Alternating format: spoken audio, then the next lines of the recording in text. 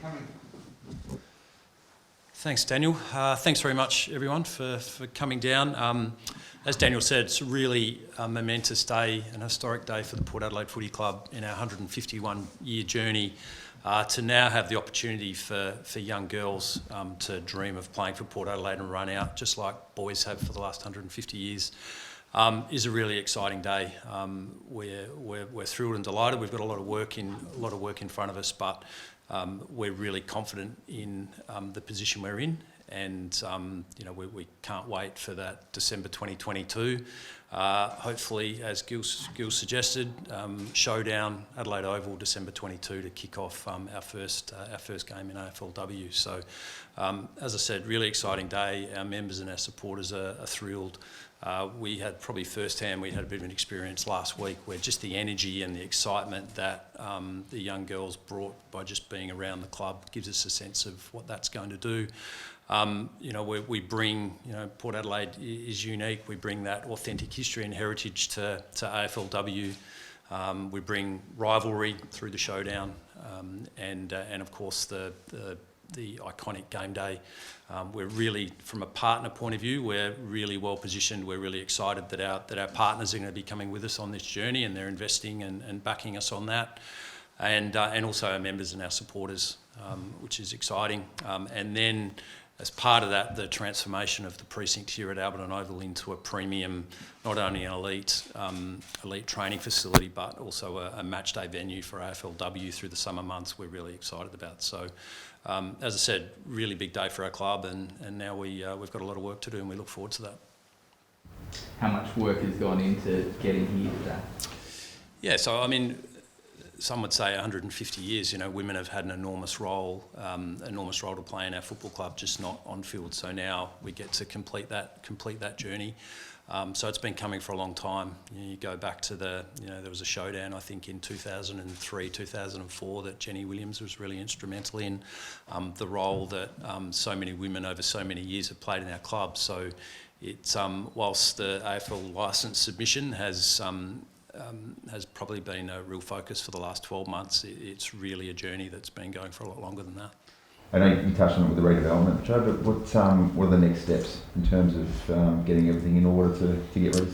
Yeah, so interestingly, this room that we're in now that probably hasn't had anything done to it for 60 or 70 years, which is a bit scary in itself.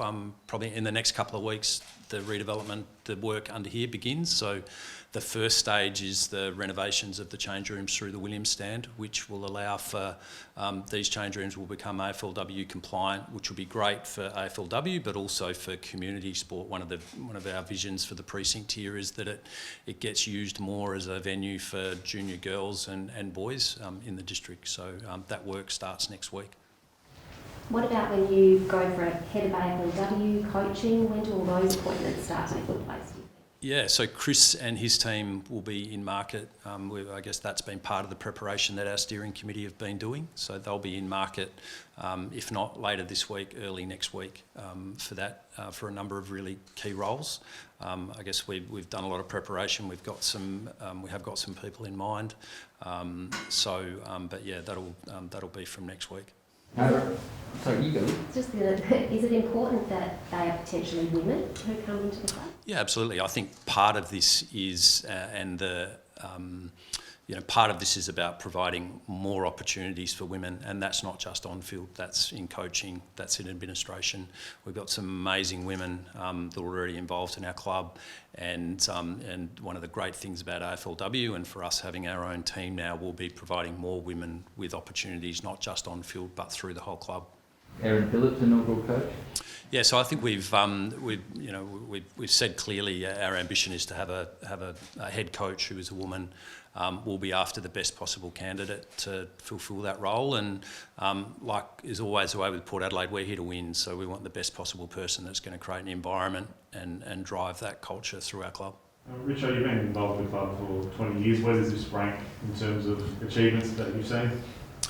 Yeah, it's massively significant. It's you think about I think we've all seen the growth of AFLW has been exciting, but more than that, the role that that's played for women and girls, and then the growth of the game nationally, but more specifically in South Australia. I think if you look at what's happened over the last 5 years here, it's one of the things that makes us, one, we're excited about, but two, we're really confident in the list that we're going to be able to put together. Is there's some real talent coming through in South Australia. So we'll get to work on that straight away. It's a really significant moment for our footy club, and I'm pleased to be really delighted to be part of that.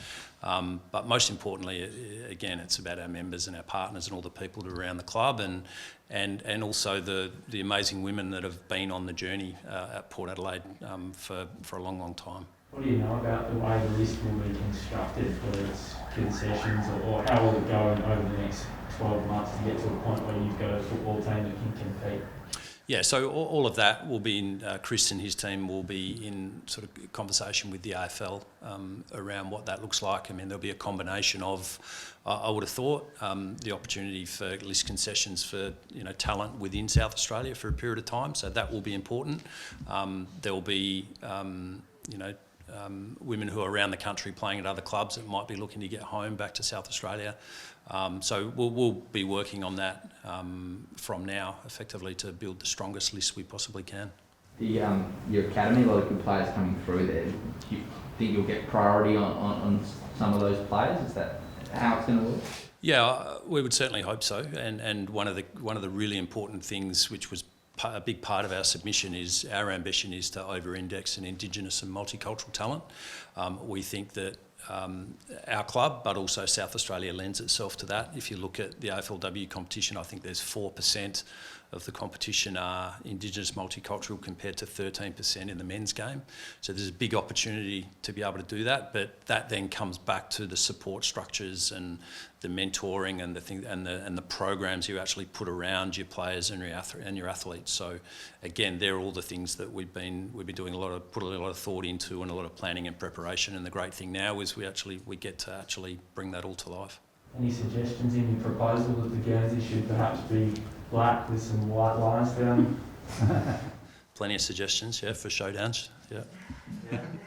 Yeah. Well, the Guernsey. One of the things with the Guernsey that we will, and that'll be one of those announcements over the coming months, is there will be a slight change in the designs of the Guernsey. It'll still be in the Port Adelaide family. It'll look like a Port Adelaide Guernsey clearly, but we think it's a great opportunity just to change it up a little bit.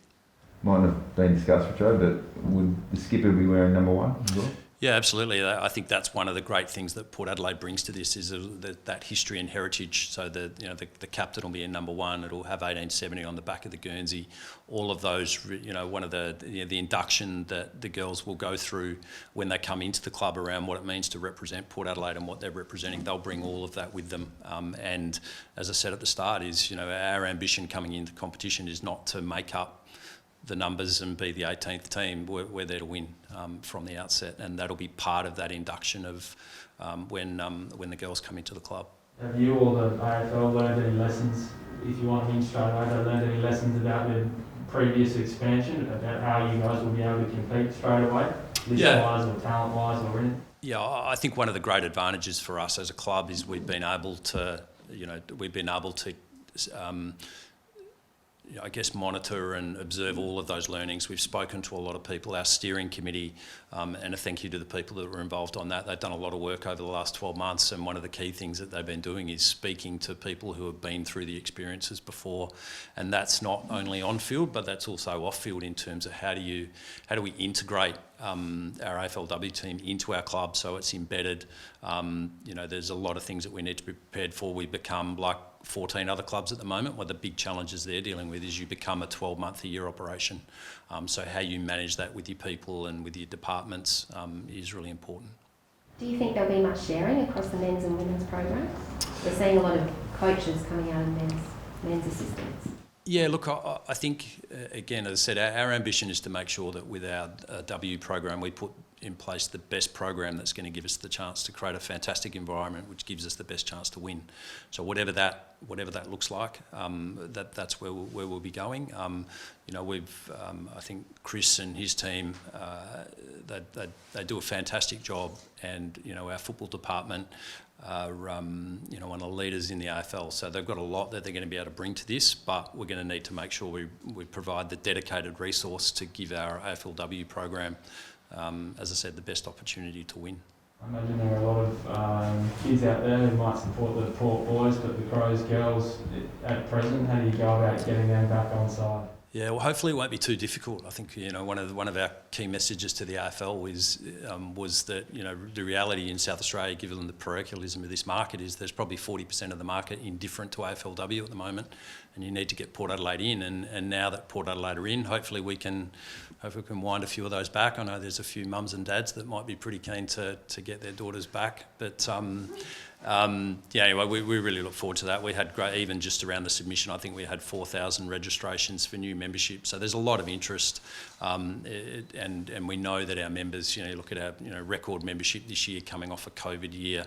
This will just be another thing that our members can get really excited about. And as I said, you know, we're just thrilled to, you know, Santos, who are a really important partner of our footy club, joining us on the AFLW journey, elevating from their fantastic support of our Indigenous programs, but also with MG, KFC, GFG and RAA, all on this journey with us, which we're really excited about.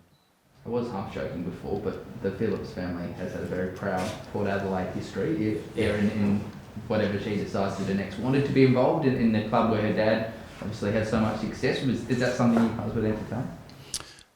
Yeah, absolutely, if that was something that Erin wanted to do. But like I said, I guess, you know, there's a lot more to our program than just that. That'll be a really important part of it. And, you know, we're you know, our ambition is we do want a female head coach, and we'll make sure we put the structure and the resources around that person to give them the best chance of success, but also then to help develop that person, because I think that is a really important part of what we're doing here. We've got to create a pathway, and that's not just us, that's all the way across the industry. We've got to create a pathway for women beyond the playing pathway. There's a lot of investment going into the competition, and it's amazing what it's done just in the first 7 or 8 years. But you know, we've got a lot further to go. So, you know, we're really proud and excited about now we get an opportunity to be part of that journey, and you know, we're serious about doing that in the right way. Have you had any chats with Erin at all? Not me personally, no. But the club, will the club? Look, as I said, we'll be out there to make sure that we get the best possible person to coach our first AFLW team. It'll be I'm not sure whose that one is. Yeah. But yeah, look, we're just really excited about you know, first and foremost being able to provide an aspiring AFLW coach with an opportunity.